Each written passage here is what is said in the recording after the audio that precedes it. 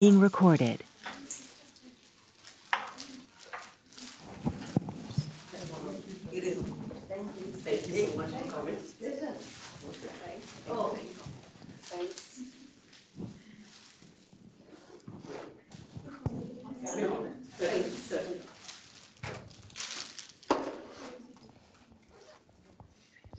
So welcome everyone.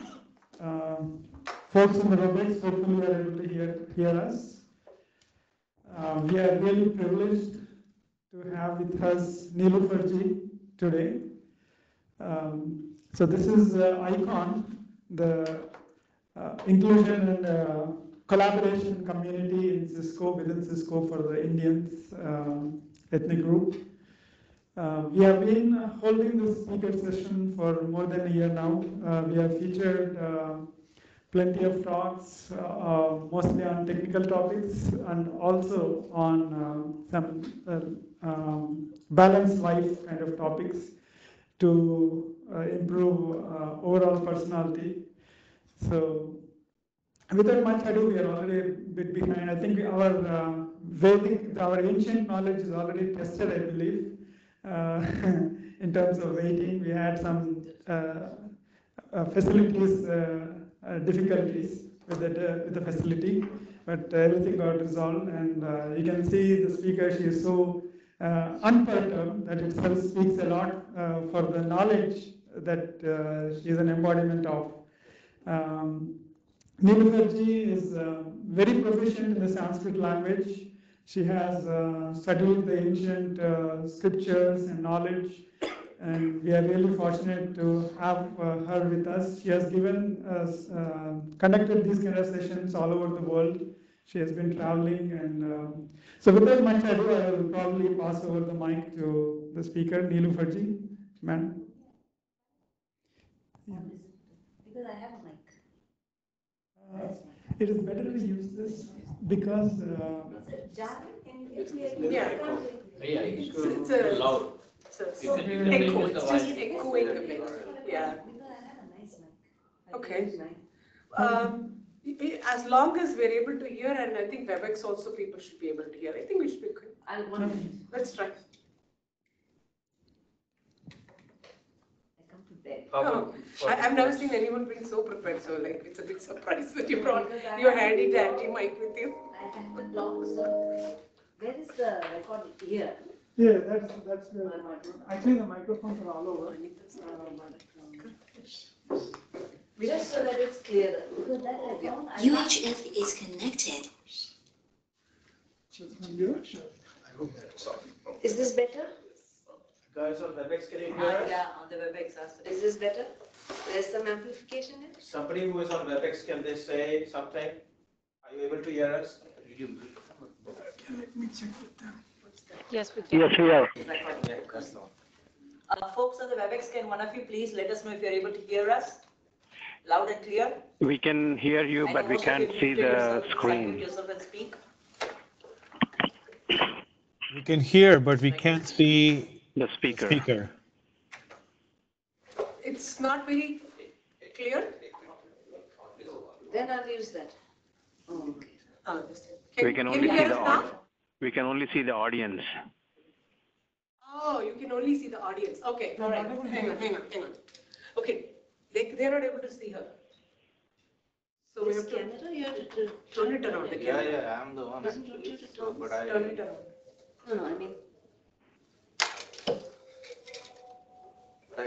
One moment. Now we see the empty chairs, the other side of the room. Yeah. Give us another moment. We're there. No, we can do selfie. Maybe you should activate the camera, which is on the wall under the TV. On the TV. Let me see if there's panels on there. Meanwhile, actually, why don't we just give me the laptop and we'll turn around the camera to them. Maybe one of you can, in the audience, can log into WebEx and see exactly what's going on. That's exactly what I was thinking. We'll log into WebEx and we'll turn the camera and show it to you.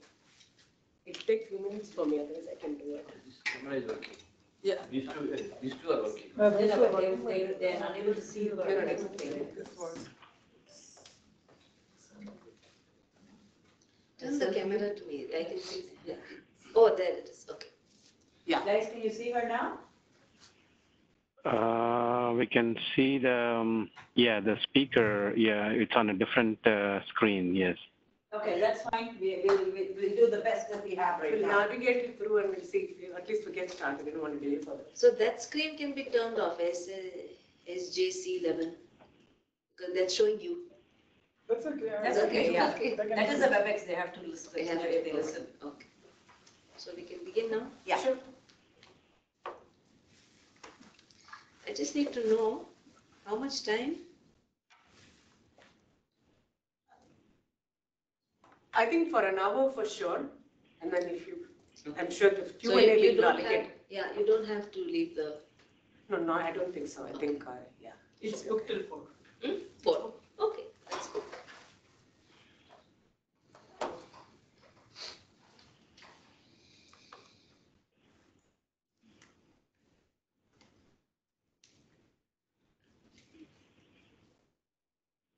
Om Shri Ganeshaya Namaha.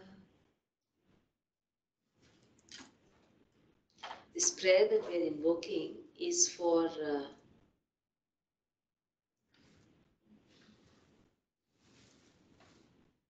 auspicious thoughts to come to us. It's a prayer that is a universal prayer which says, may we hear auspicious things, may we see auspicious things. I'm just explaining to you the prayer before I chant it in Sanskrit. May we use the strength of our limbs to work, to dedicate it to the power that gives us this power. So we dedicate the strength we have and offer it back as a dedication to that power which gives us the power. And then we seek blessings from the Supreme Power. That's the invocation. So before we begin, we prepare our thought, we change gears. So far we've been thinking of so many other things. When is the room going to be open? It is late and now we have to start and we have to go and we have to come and you argue with somebody. So thoughts are crowded with too many other things. So if you're suddenly going to focus on a talk, you need to change the gears of the mind. An invocation is a prayer which changes gears, especially when done before every session of study or focus or concentration. It's a trigger to switch off, to shelve everything that we have been doing or have been thinking, and then switch on. We're literally asking our mind to cooperate with ourselves for this 1 hour. You're requesting the mind, please stay with me. For 1 hour, don't go on any world tour. For 1 hour, don't worry. Don't suddenly remember something for 1 hour. Just stay with me. Just cooperate with me. Yes? So now that you understand the background, the same thing if you say it in Sanskrit, it becomes an invocation to the cosmos, but you're invoking it from yourself. It's more to invoke that consistent cooperation from yourself. Alright? So I will say it in Sanskrit. This is what it means. And then we begin. Alright? Om Bhadram Karnebhi Shrunuyama Devaha Bhadram Pashye Makshabhiryajatraha Sthirairangai Stushtuvaguംsastanubhihi Vyashema Devahitam Yadayuhu Swasti na Indro Vriddhashavaha Swasti na Pusha Vishvavedaha Swasti nastarksho Arishtanemihi Swasti no Brihaspati Dadhatu Om Shanti Shanti Shanti.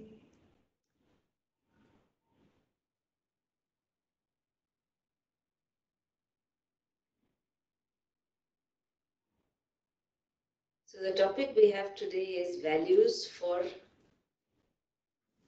a balanced life. First of all,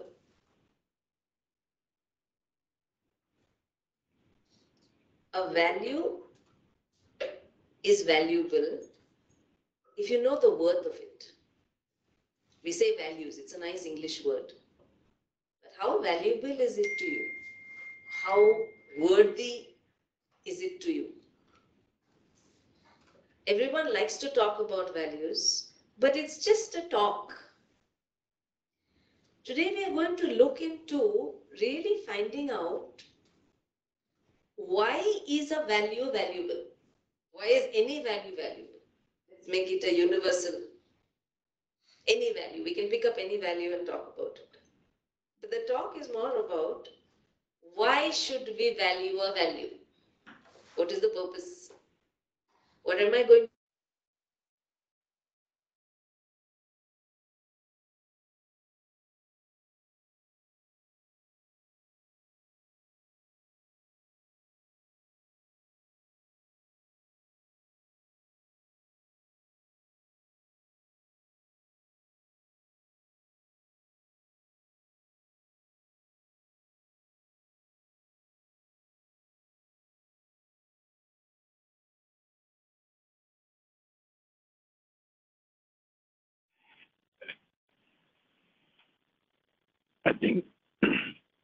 I think your volume is muted. Yeah, looks like we are not.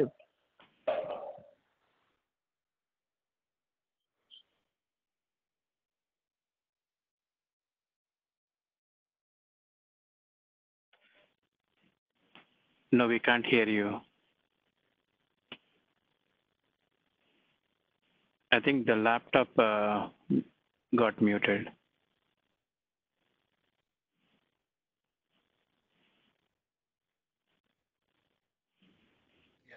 Yeah, now we can hear you. Yes. No, we were trying to see if this can be, because they are seeing the audience and not the speaker.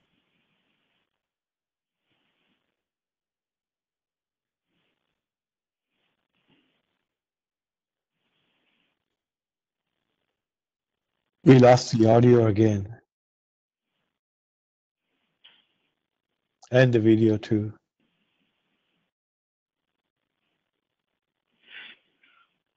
So we can see the video of the speaker on when you put your windows in a floating mode. Yeah, now we can hear you. now? Yeah, we can see the speaker as well. Yes. Now you can hear? It's better? Yeah, it's better now. Yes. So for people on the phone, you may want to go into the viewing mode into all the tile view. In the tile view, you can see the video of the speaker. Thank you.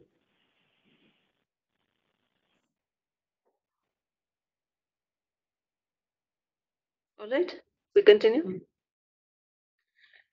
Now, why we talk about values is, let's start at the very basic fundamental understanding.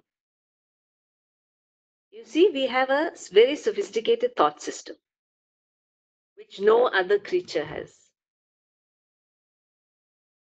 The human thought has got tremendous capabilities, potential, power. It's got so much power that you can trouble yourself with your own power. That much. It can complicate itself, it can visualize, it can manufacture fear. You can build yourself into an anger or a stress, anxiety. All you have to do is use your thinking in an improper way. That's enough to trouble you. You don't really need enemies outside you. You're enough to trouble yourself. Why this is so is because we are gifted with an extraordinarily sophisticated thought process. It's actually a gift. That's why you can imagine, you can plan, you can foresee, you can connect two things. You can hold in memory. You can recall. Then on top of that, you can connect emotions to your thinking. So you can have rational thinking. You can have emotional thinking.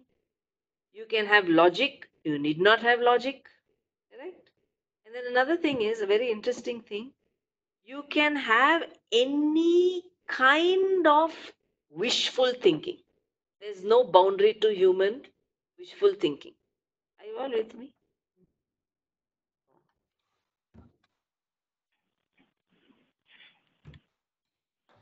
Yeah, we can hear you. Okay.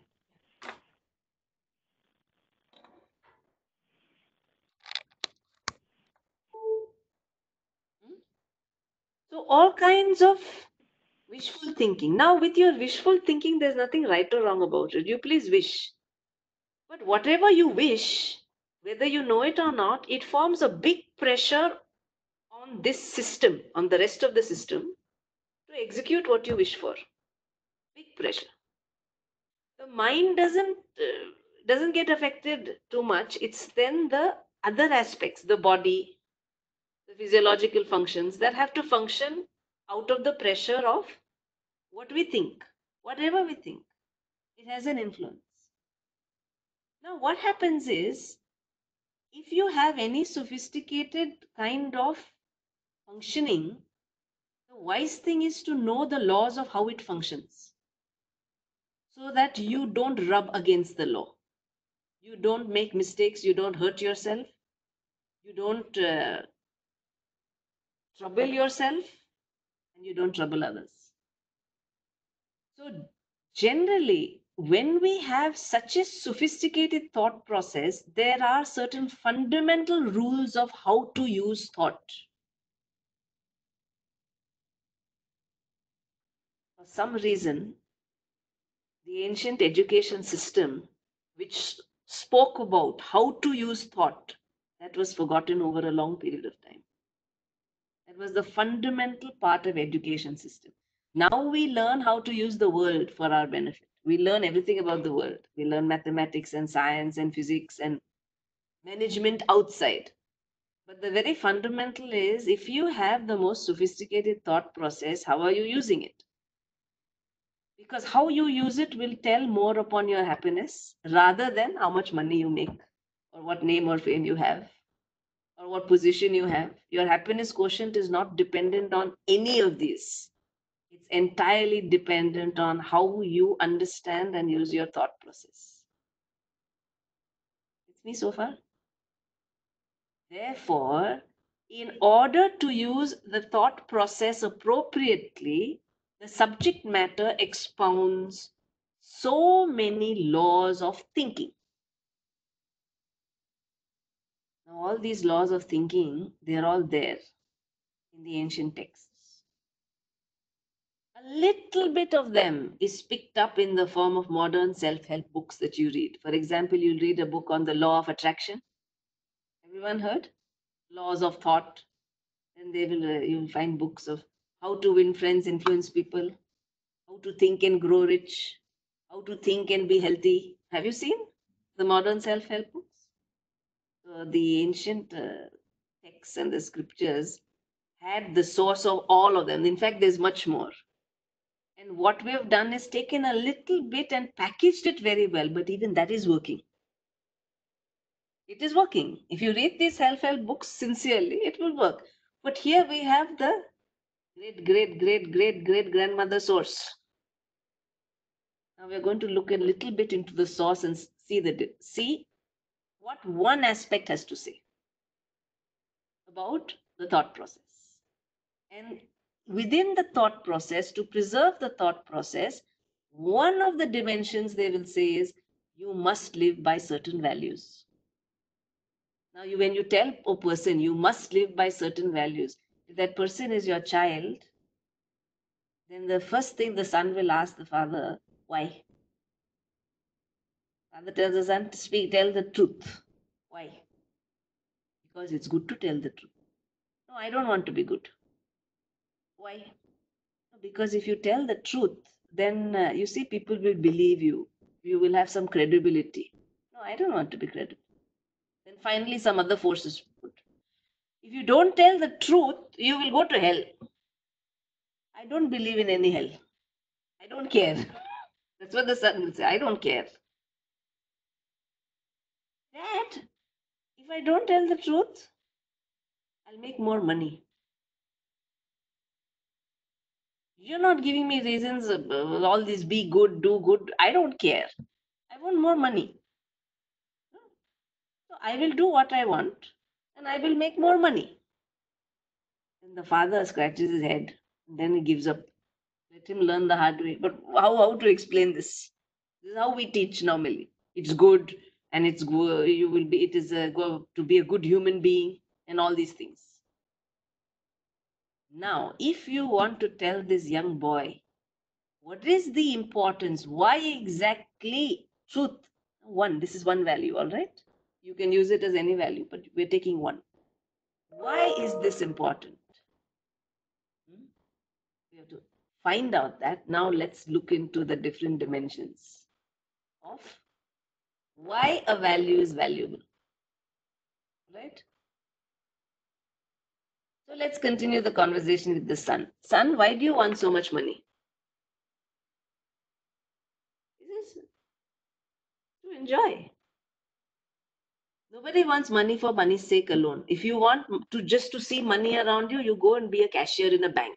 You see a lot of money. Whole day you can count money. But you don't just want to see money. Correct?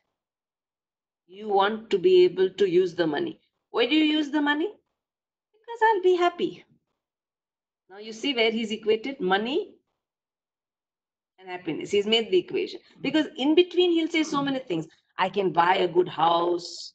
I can have a swimming pool in my backyard. Isn't it? He'll say so many things. I can buy this car, that car. Can we mute this? Constant.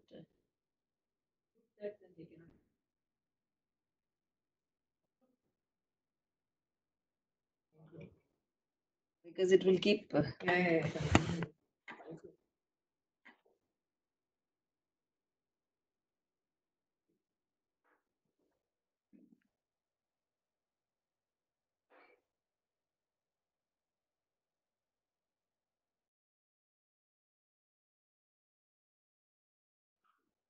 You can't, it's okay.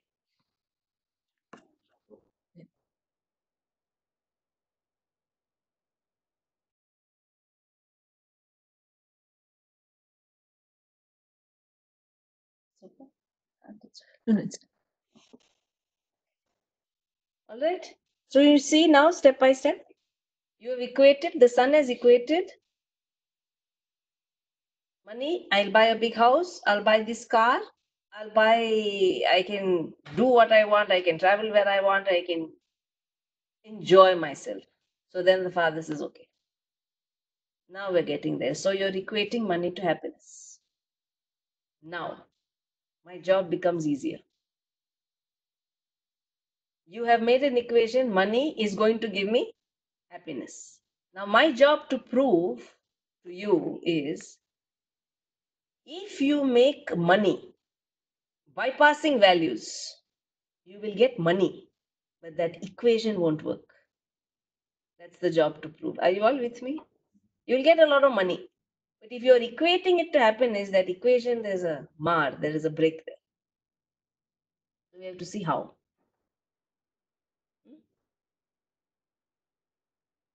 See what happens. There is a very fine, subtle alignment that we have between our thought, word, deed. What we think, what we speak, what we do. Right? Now we take the simple value of telling lies. The thinker knows. It thinks. It knows what is the truth. Yes? But the speaker chooses to say something else. You know one thing, you speak something else. What have you created? A malalignment. Are you seeing? The thinker knows something, the doer or the speaker has already created a split between the thinker and the doer. Are you clear? This is a dangerous situation. We'll see how.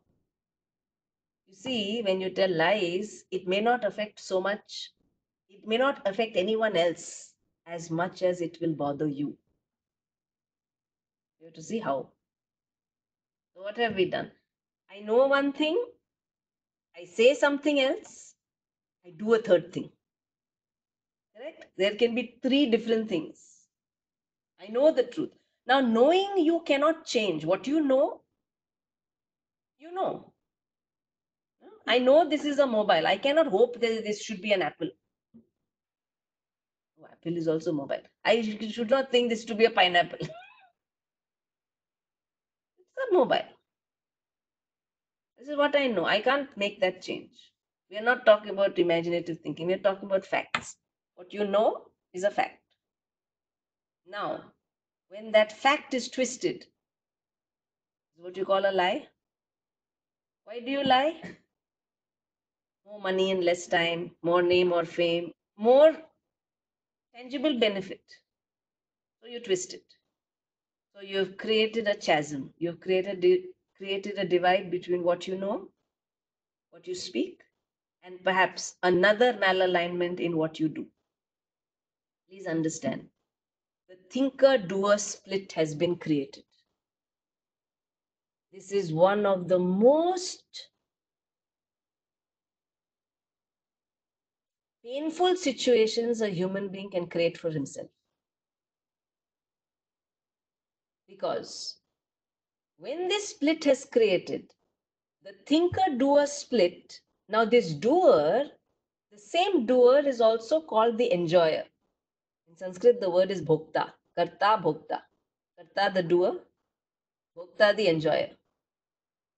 Who is the bhokta? The same person. I am the karta. I do something. I am the enjoyer of what I do. I am speaking, I am enjoying what I am speaking about. Correct? Now, think about this. The thinker is one, and there is a split between the thinker and the doer and enjoyer. So now what happens? This thinker acquires a lot of money, a lot of things, a lot of gadgets, a lot of books, fine bed, fine house, fine modes of food, modes of travel. He gets it. Because of the divide, the enjoyer is absent. The thinker should enjoy what he's connected to, isn't it? If you have money, shouldn't you enjoy it? If you have food, shouldn't you enjoy it? If you have books, shouldn't you enjoy reading? But you won't. The divide is created. So that is why you'll find this quote written many places. Money can buy a bed, it cannot buy sleep. Have you heard? Money can buy food, it cannot buy an appetite. Have you seen all these quotes? Money can buy people, it cannot buy loyalty. No? Why? You've got the material objects, your faculty of enjoyment is not connected. There is a malalignment. These are the people who will have everything, but an incapacity to relish. ये कौन है? Not there. So an incapacity to relish what they have. Have you noticed? These people will have everything, but chances are they could be insecure because the conflict is created, the divide is created, the malalignment is created. This is just the beginning of the problem. You've not yet gone into detail.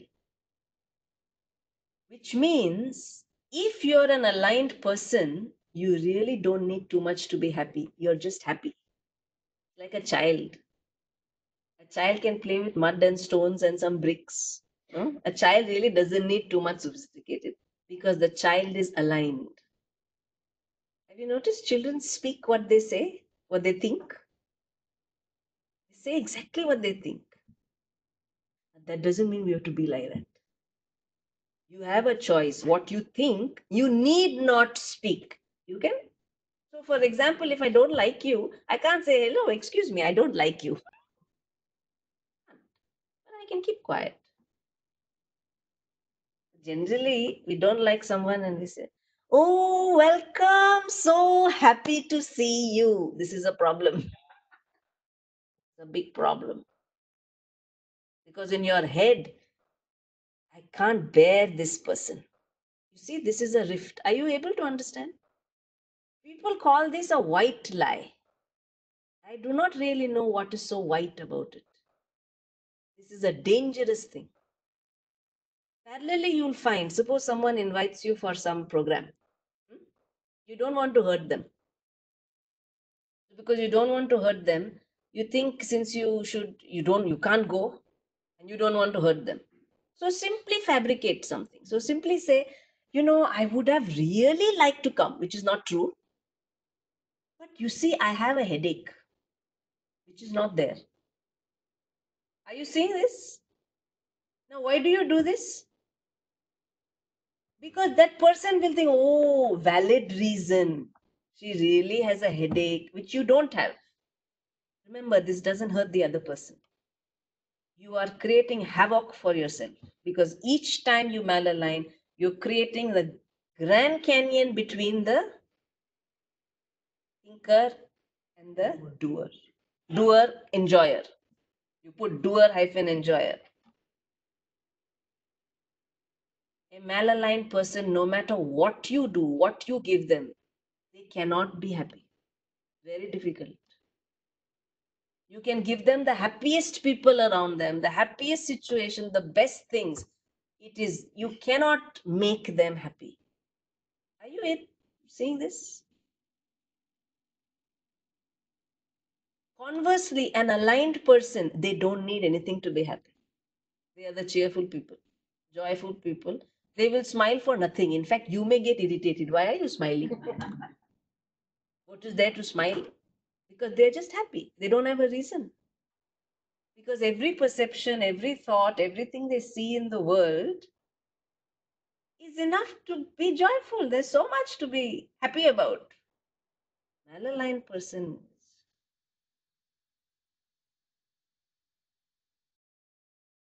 So, my dear son, you have equated happiness to money. You will get a lot of money. Forget about happiness.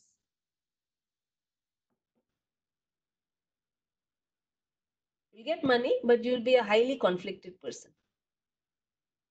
Thanks to the malalignment. That is one of the repercussions. The next repercussions, one of the repercussions clearly seen is malalignment in thought. Remember, the thought is the subtlest aspect of our personality. It governs the physiological functions. The physiological function in a human being is the respiratory system, circulatory system, evacuation, digestion, and udana, the upward movement. Like when you choke, you have to have an upward movement to clear your throat. These are all the physiological functions. If your thought or if there's any disturbance on malalignment in thought, this direct hit is on the physiological functions, which means these people will have trouble which medicine can't cure. They'll go to doctors for years. They will take palliatives. They will take some kind of chemicals which will repress the problem and create side effects. But they can't be cured. Why? Malalignment. You can't have a physiological function governed by a malaligned thought.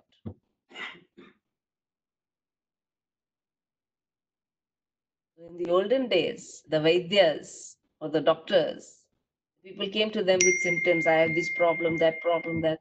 They will say, oh, they will listen to the problem. Then they will sit down and ask them, how is life going? They will make the patient talk. This is the ancient system. The patient had to talk. So what are you doing? What are the problems you're facing? And as the patient speaks, you'll say, yes, I have this problem, that problem, and I did this for which I'm guilty about. Exactly. That guilt is the malalignment. The Vedas got the answer. So he can give a placebo, but that medicine is not going to work till heart is aligned.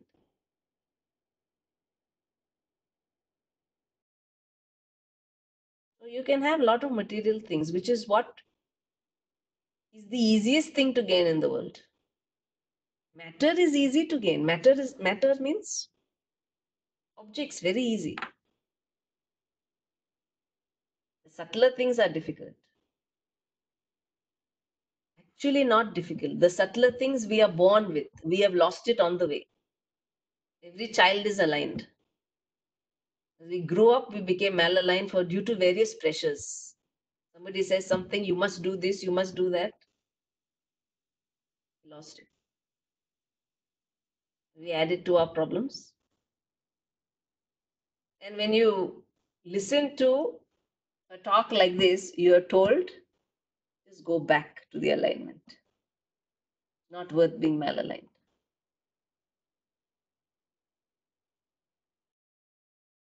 So the first repercussion is, if you don't follow values, you don't get what you want. And what do you want at the end of everything?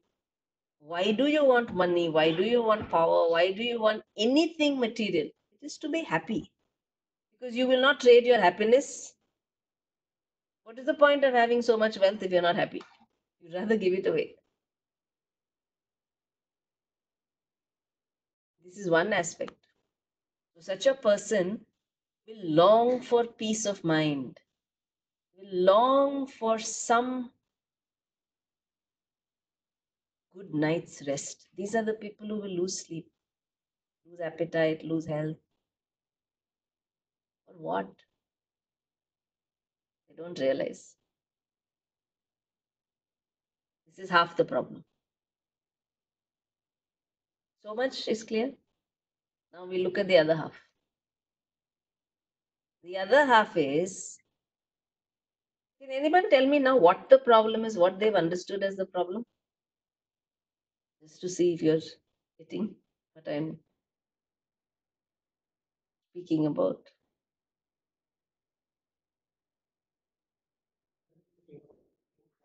Malalignment between thinker and doer. That's the problem. Now, what are the other repercussions? The one that can also wound us is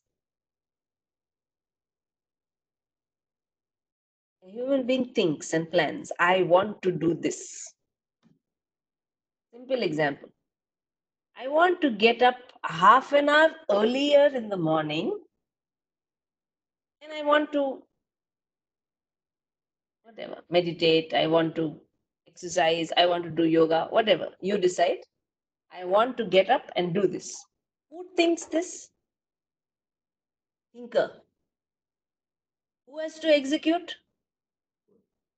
There's a chasm. Doer will not execute.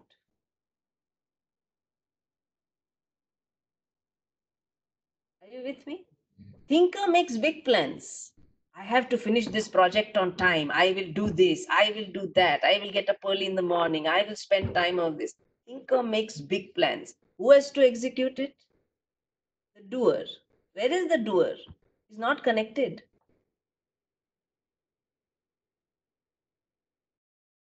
Not connected. There is a chasm. Are you with me? There's a malalignment, which means you have to ask, पूछ के बताऊंगी. I have to ask that doer, will you do? Doer is not, is malaligned, is somewhere else. Enjoyer is somewhere else. Are you all understanding? So if you decide something, someone else is not telling you what to do. You decided. I want to do this. You make big plans, you make a list, you write New Year resolution. How long New Year resolution works? February is too long. This is why we fail. Because there's a cut. Some chasms are huge, some are smaller. That's all. The thinker has not consulted the doer. Doer has no intention of, you think what you like, I will do what I want. The repercussions is you lose your own credibility in your own eyes because you can't do what you plan. Nobody else has to tell you. And if at all you do something, it's under a force of an employer or of losing a job or of losing something or of, then people's lives are driven by fear.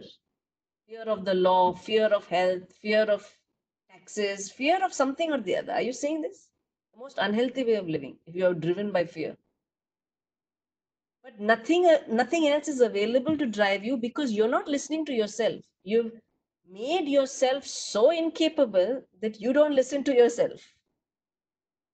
And if you don't listen to yourself, what you think or speak has no power for others to listen to you. So you will not grow in life.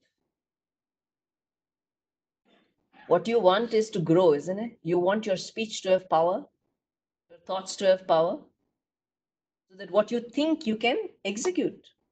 You made yourself powerless. And if you lose self-esteem in your own eyes, if you don't have a healthy self-esteem, very difficult to be successful at whatever you do. Very hard. You'll try, but you won't execute. The next thing that is born is guilt. No?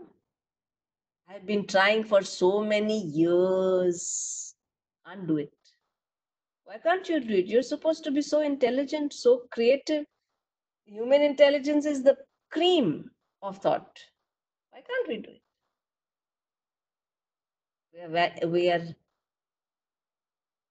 We have violated the laws. The basic law of thought is keep an alignment. What keeps an alignment? You stick to the value. That's why they give you values. Your values don't protect anybody else. Forget about society. Like I said earlier, you tell your friend a lie, I got a headache. It does not affect your friend. Your friend doesn't care because you're not coming anyway. Doesn't matter. But that lie, small lie, whether it is white lie, red lie, blue lie, whatever lie, it's creating a malalignment in you. Are you seeing this? It's not worth it. Because what you know is, I don't have a headache. You fabricated a headache, a lie, no? I can't come because I have a headache. You remember that example? It's hurting nobody but you. And this is not once or twice or thrice. We do this so often. Then if I say all this, people ask me, then what should we do? What should we say? We don't want to hurt anybody. Isn't it? What will you say? Why don't you tell the truth? You don't need to hurt people with the truth, but if you really can't go or you're not interested, you say, I am not available this time. It's the truth. You're not available. You're not available mentally to go. You're not in a frame of mind to go because you don't want to. I am not available this time. Period. It's the truth. Then again, next time she asks you, oh, please come. You don't want to go. Don't create another stomachache there. I am not available to come this time. And she asks you 5 times. By the 5th time, she has labeled you a gone case. No point asking this person because they are never available. You are safe. You have protected yourself with the truth, correct? Because what you wanted is, you are not interested in her invitations. You're not interested in whatever big party she's having, correct? So how have you protected yourself? Satyam, the truth has protected you. She will stop because she will say this one is not going to come. Did you need to fabricate anything? For no reason is it worth it. For no reason is the malalignment worth it. You think about it. Is it really worth it? You have to think about it. So the value in a value is to know. Emotional growth or emotional maturity is to know what is my loss if I gain something. 1 minute. What I will do is I will take question answers at the end, because this is a flow of thought. We'll complete it, and then you can have happily, you can ask questions. Yeah. So, what do I say? No problem. The value is valuable only when you know what you gain vis-a-vis what you are losing. Because every gain has a price. You gain money, you have lost your alignment. You ask yourself, is the gain worth it? Then run after it. You should know. Emotional maturity is to know what is your gain vis-a-vis what is your loss. That's an intelligent person. If you are ready to pay for the loss, go ahead. But you don't want that. You don't want loss of health, loss of happiness, loss of sleep, loss of peace. Who wants that? Then check again. What is it you want?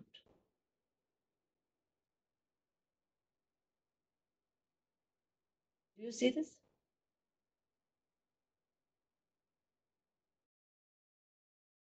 This is when a value becomes valuable to you. Otherwise, it's just some nice word. Nice thing to say. Yes, I live a life of high values. What is that? Nobody knows. High values. I tell only white lies, whatever that means. I don't hurt anybody. I don't cheat anybody. I don't. Yes, you don't hurt anybody, but you have hurt yourself the most. How do we know? Anybody who can see can see. Can see you there, malaligned person. Body is aligned. Anybody who can see the mental malalignment here and there. This person is all over the place. And not one malalignment, many, many. The thoughts are so scattered, very difficult. And if we have those kind of people, you'll realize they have no energy for anything. There's no well-being in the life force. What keeps us happy is a life force. These are the people who will say, I'm tired of life, monotonous, everything is so humdrum. Tired. What did you do? I don't know, but I'm tired. Malalignment creates fatigue. You need not do anything and you can be so tired.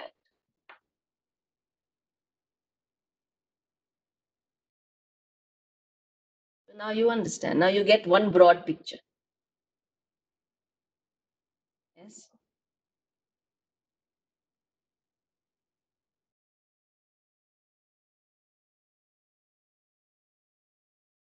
The value of, or the talk on one value, we just spoke about what we call Satyam. Truth. What you think, you speak. You need not speak. You can keep quiet.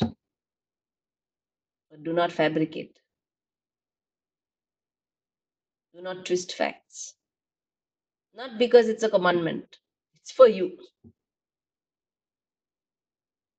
What damages it does to the world is separate.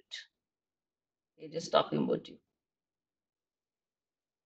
Then the next part is what you speak, you should execute.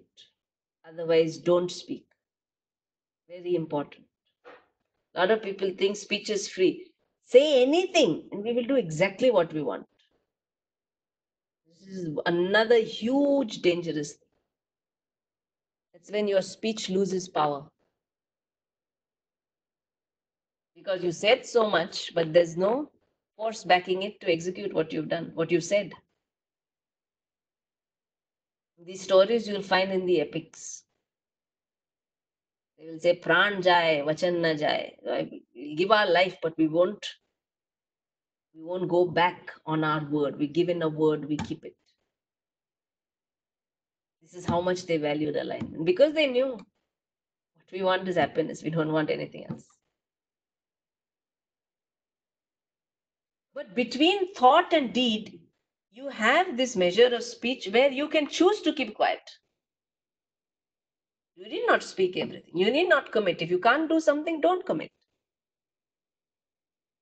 You can say, yes, maybe I will try, which is ambiguous, but you're not committed.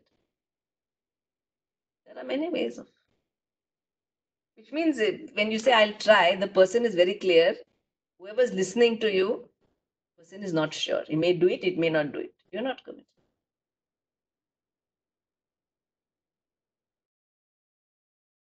Think on these lines. There's a lot to think about. Think upon this, and then the rest of the session you can ask questions. We have some time. But is this thought process clear? Try to make it clear. It's subtle, but it's understandable.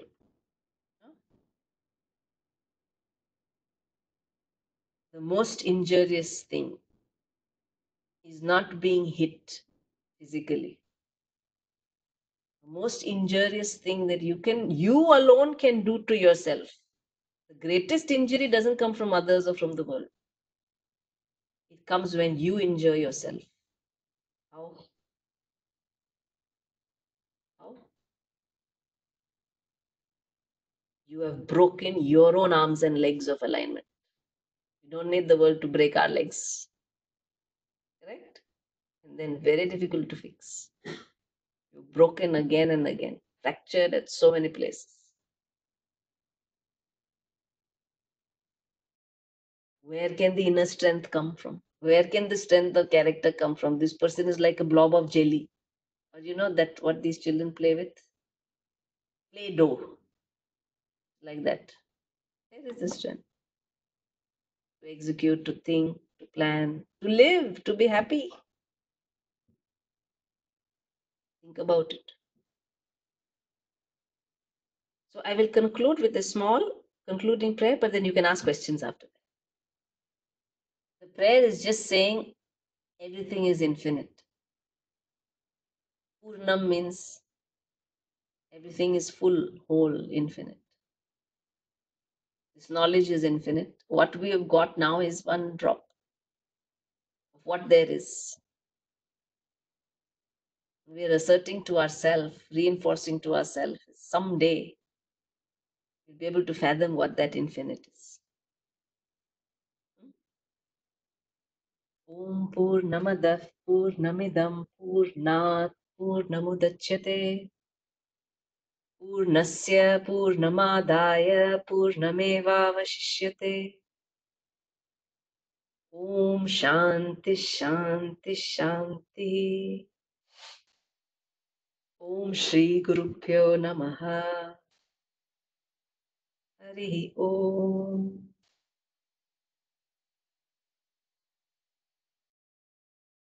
Yes, now you can ask questions. You were saying something. You answer.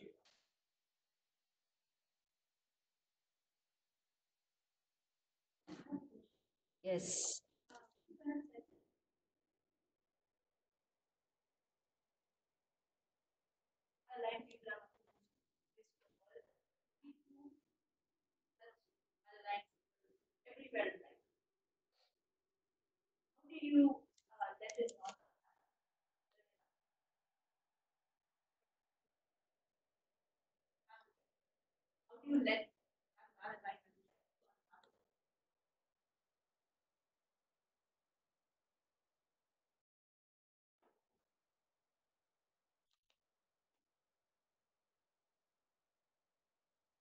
There is a quote which says, evil there shall be in the world, but woe unto you if you be the cause of it. Evil there will be. Malaligned people there will be there. But you don't be a cause of anything. That's when you'll be in trouble. But now your question is, if I have to deal with all this kind of majority of malaligned people, how can I stop it from affecting me? You have to build your shield of knowledge. You have to build up your shield of emotional security. When we enter a country, we are put through security check, isn't it? Please take off your hat, take off your this and that, and show everything. Similarly, the most precious thing for us is my sacred space. This is my thought. This is the country I work in. I don't want intruders. I have to have the security check. The security check is possible if I have the strength of knowledge. Atma Vidya, self-knowledge. When I know, when I gain knowledge, it forms this kind of a shield. Then you know exactly how to relate appropriately to each one. Because you cannot change people. But you know how to relate. You can see. You can see through sometimes. If you have enough knowledge, you can see through people. And you know what to do. We don't label them. You don't have to judge them. You don't have to put anybody down. But you know exactly how to relate. Because we need to have working relationships. We need to transact. You know what to do so that you don't disturb the other, neither do you disturb yourself. The other may not get disturbed, but very often sensitive people get disturbed. We get disturbed. You know. So the answer to your question is not easy. It's not like a quick fix. Because if you don't have knowledge, disturbance is inevitable. It's like saying, if you don't have a strong security system, a strong immune system, then every bug is going to create some cough and cold, allergy. So what do? It's a long-term building up of your immunity system. Better strengthen it. Then let all the bugs come. They don't touch you. They will bother whoever is weak. It's the same. You have to build an immunity system for thought, which is what we call the gain of self-knowledge. All over the world, the wisest men have said, first, you know thyself. Know yourself. Gain knowledge about the truth of yourself. That's your shield. That's your thought immunity system. Otherwise, it's difficult. We can get disturbed very easily. Nobody's to blame. We are innocent. And ignorance is too expensive. Ignorance, the most expensive thing in the world is ignorance. Think about it. Suppose you go to a country and you violate a law and they tell you to pay a fine. You can't say, oh, I'm sorry, I didn't know. It doesn't matter. You pay the fine. Now you know. You have to pay. This is talking about the laws of the country. The most expensive is ignorance. We can disturb relationships, disturb ourselves, disturb our health, disturb our happiness simply because we are innocent and ignorant. It's too expensive, not worth it. Get rid of it. Gain knowledge. How many mistakes we make because we didn't know. We didn't know how to relate. We didn't know how to think. We didn't know how to guard ourselves from so much, being hurt all the time, being guilty all the time. We didn't know. We're so innocent. Innocence doesn't help you to be aware of the expense that ignorance extracts from you. It's too much. Think about the simple thing. You're ignorant about how to look after your health. You know how expensive medical bills are then? It's expensive. Simple examples you take. You don't want that.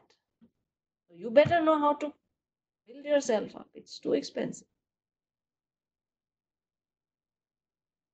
Get yourself, like we have life insurance, medical insurance, and then so many house insurance, this insurance. Please get yourself a knowledge insurance. Be insured. What does that mean? How many years have we spent gaining an education to get a job? How many years? Post graduation, what time? How many years? Post graduation, then PhD, MPhil, PhD. How many years? 18 years just to make money with a good job. 18 years of investment. Correct? Job wise, we are very secure. We are brilliant. Very good at our profession. What is your investment with thought? How much time? Who has taught? Who has learned? Who has managed? Who has worked with thought and tried to strengthen themselves? One of my gurus used to say, human beings today are brilliant in one aspect. Half. It's like half the right side. We are Olympic champions because brilliant in our field of profession. Super specializations done. How to manage the world, manage work, get your name or fame or wealth or whatever you want. The other half, which is how to manage yourself, manage your thoughts. We are paralyzed. There's a paralysis attack and you're Olympic champion. Can you walk? But no, I'm an Olympic champion with reference to I am brilliant. I'm doing very well in life. Very well in life means what? You do very well. Nobody's stopping you. If you have the skill, the talent, the capacity, you should do very well. Success should be yours. That blessing is always there. But not at the cost of this paralytic side. You don't know how to handle small things. We would say at least be balanced. Make it strong. Walk properly. This side you're running, this side you're limping or not able to walk. Can you live?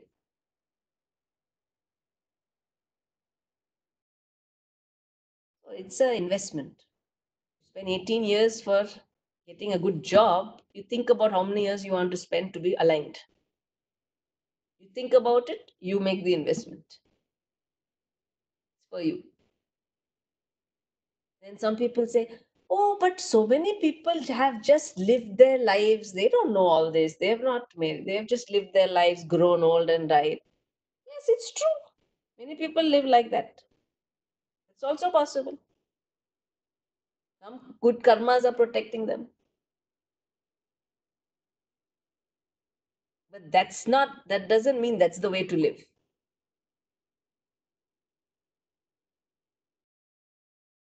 Some people say, no, we learn from our mistakes.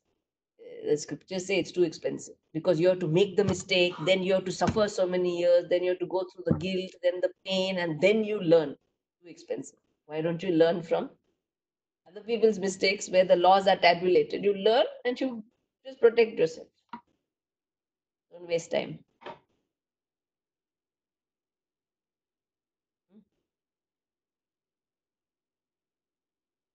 Anything else?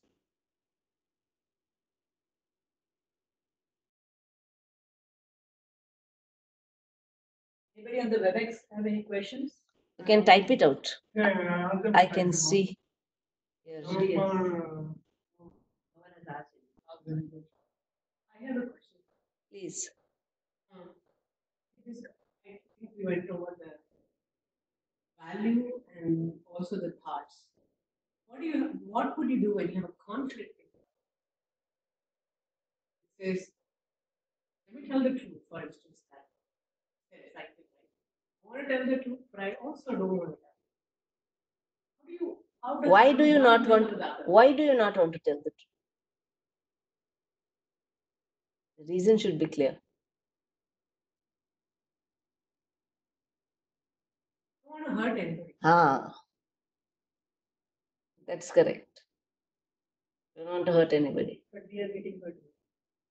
So you balance it out by hurting yourself, correct? Which is very detrimental. See, nobody wants to hurt anybody. In fact, you should not hurt anybody. It's not the right thing to do because if you say tell the truth, people will start to using the truth as a weapon. Truth hurts.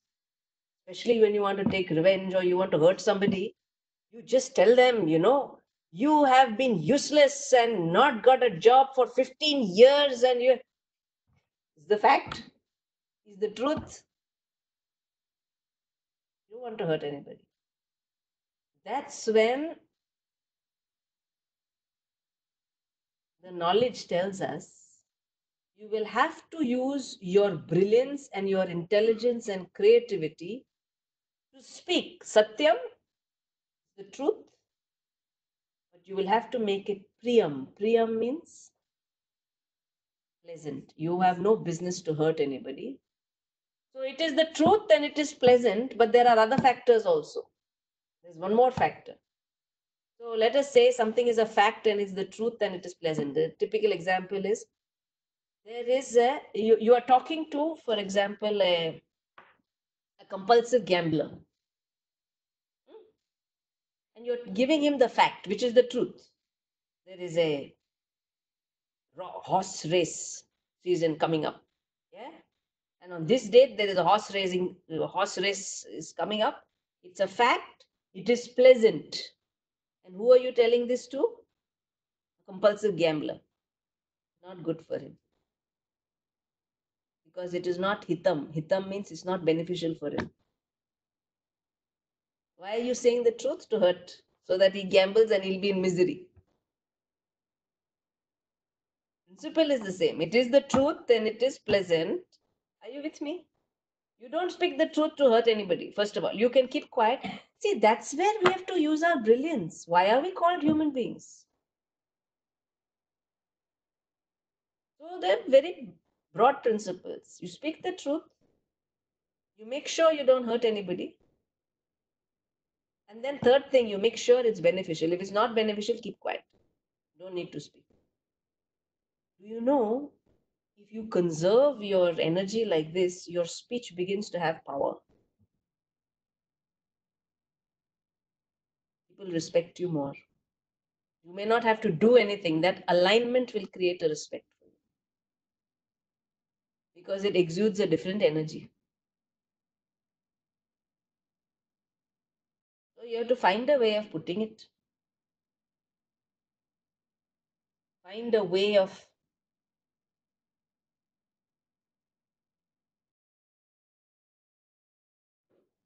explaining without making the person feel small. Don't ever use truth to make a first person feel small. You know what I mean? Feel small. Make them feel, oh, you're no good and you're this and I'm telling the truth. Not like that.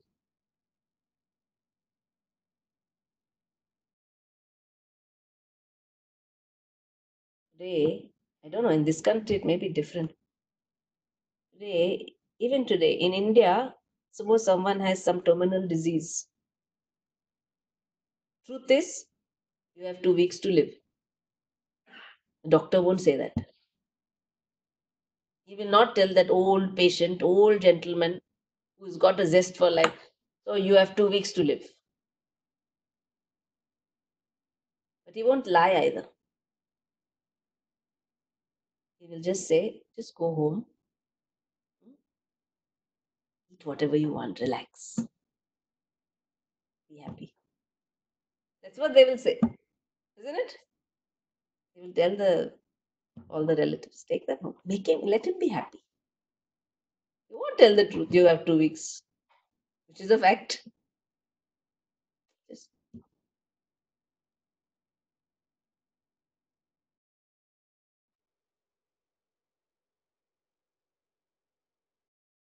and if the person asks, how much time do I have? Then again, he will try his best not to hurt by saying,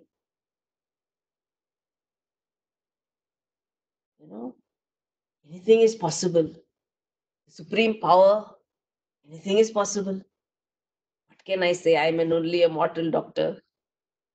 Therefore, you go home, be happy. Anything we don't know. So then that patient has, it's true, we don't know. Who can tell? Even a doctor can't tell really that way. You never know.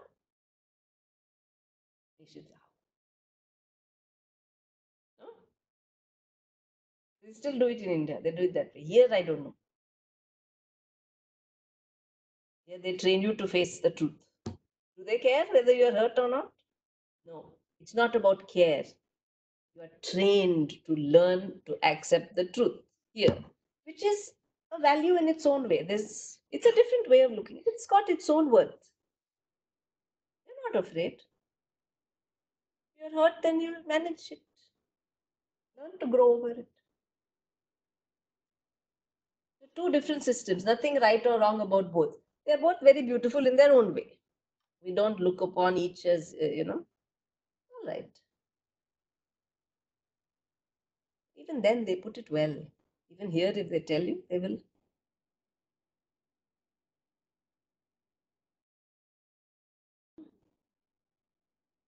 There's a way with everything. So find that way.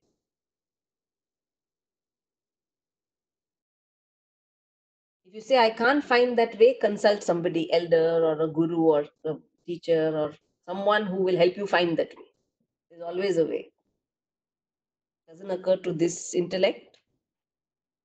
Sit on the strength of someone else's intellect. Get answers.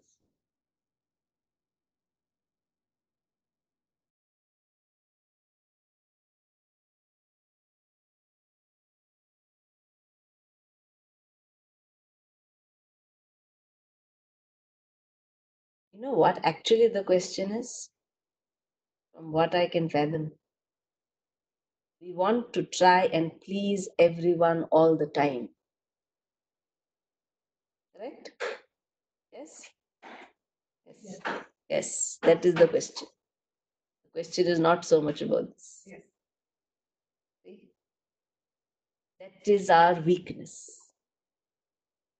We try our best to bend backwards to please everyone all the time.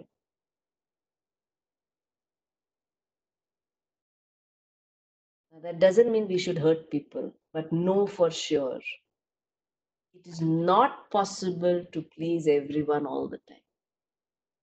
They have their own mind, they have their own judgment. They are free to be moody, to be angry, to be sensitive. People are free to be what they are. I do not have to be a controller of everybody's happiness. It's not possible. But I understand the well-being. She wants well-being for everyone. That's where her question comes from. She would like people to be happy, which is a good thought, very unselfish thought. But such people hurt themselves the most, which you will know. That's the truth. These are all laws we learn about. So, then you try your best to be politically right, to be ecologically right, to be right in all senses. But each one has to grow in their own space. Give them a chance to grow, and hurt is one of the ways people grow. Pain is one of the ways people actually start thinking, why is this happening to me? No? Let them grow. Give them space to grow.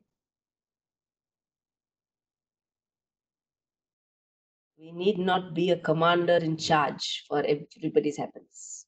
We cannot be. Try.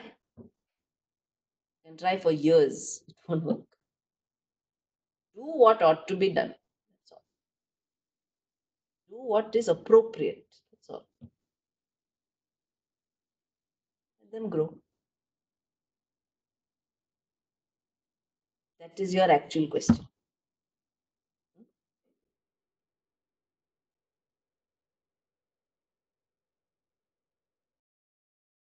Your answer to Tina's question in the beginning, Mm. educate yourself. Mm. What would you recommend as a starting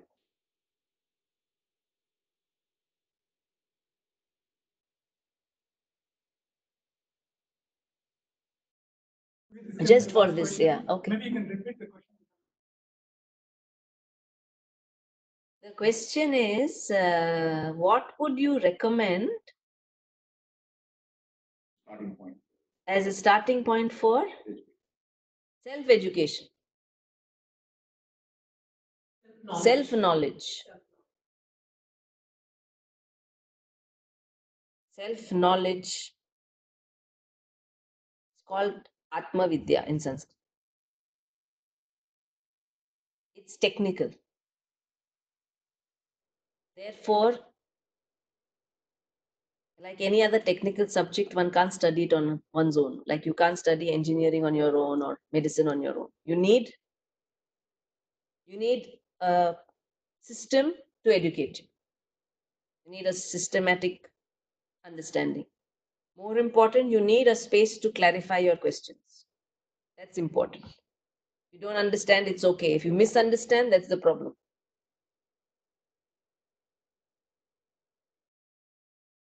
So find a guru, spend time and learn. Suppose whenever I say that here, they will say, now where do we look for a guru? Then you study online. There are many courses available with someone who you understand, who you can connect to, who is clear enough so that you can assimilate. And you have the space to ask questions. Courses are available systematically once a week, as you can. Ideally, that is good for, and you see how it goes, how it transforms you. It depends on your thought investment. Guru is there, online course is there, everything is there. I teach online as well. All the information is there, but the growth and transformation depends on your thought commitment, thought investment. You sow, you reap. Subject matter is wonderful. You have to create the fertile mind. First element of a fertile mind is the longing to learn. I want to learn. Basic. Longing and commitment, a yearning to know. That's the basic. Then consistency will come, concentration will come, because anything you long to do, you will do it. There's no distraction. You don't make excuses. So consistent, committed. You can do. It's available. You have to see how much of thought space you can invest, how much of time you can invest. Whenever I say this, they'll say, yes, when my children are married, surely I will join your course. After I retire, what are you going to do after you retire? While you are living, you should need this knowledge. After retirement, people like to postpone. Don't postpone. One day, someday. So do it. If you find the yearning, hold on to it. That's when you'll pick up. Don't let it go, because life will fill up your days with too many things. If you got it, grab it and stick to it. Think about it. You will need to resolve things before you invest your time. Think about it carefully. But that's the way to do it. Either you find here or you do it because of the time zone and space and all that may not be. Now, thanks to technology, I teach on WebEx. All the Cisco people. That's why I'm happy to be here. I use WebEx to teach. I turn off everybody's mics and videos, so everybody just sees and hears me. And then they type out their questions. I read it out and I answer. It's wonderful. Second year I'm using it. Thank you, Cisco, WebEx, because it's a platform to teach. And people from all over the world. And the good thing is, even from Dubai, which normally is, they don't have this video call and all that. Dubai is open, so they're very happy there. I have disciples from there who log in. They're very happy because they can have a video which they didn't imagine. I'm grateful to the software and to Cisco. And also of the people here for organizing, Sujata ji and everybody here coming. I hope it made an impact.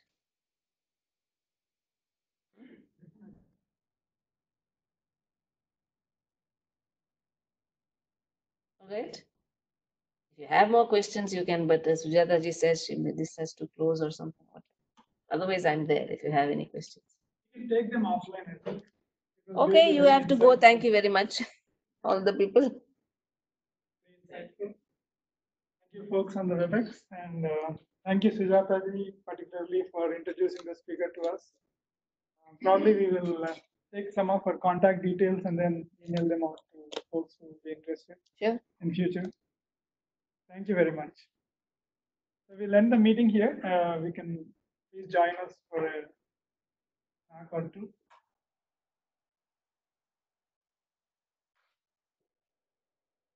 Yeah. And thank you. Okay, sure. I think you mentioned about Guru. Need for Guru.